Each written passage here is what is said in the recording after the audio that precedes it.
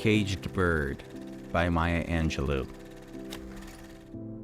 A free bird leaps on the back of the wind and floats downstream till the current ends, and dips his wing in the orange sun rays and dares to claim the sky. But a bird that stalks down his narrow cage can seldom see through his bars of rage.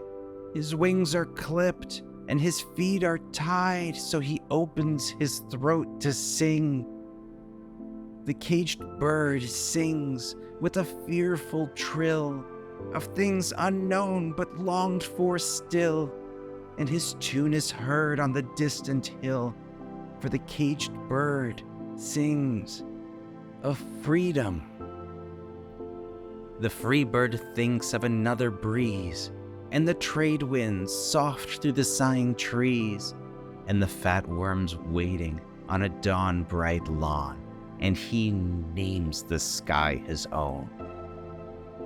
But a caged bird stands on the grave of dreams. His shadow shouts on a nightmare scream.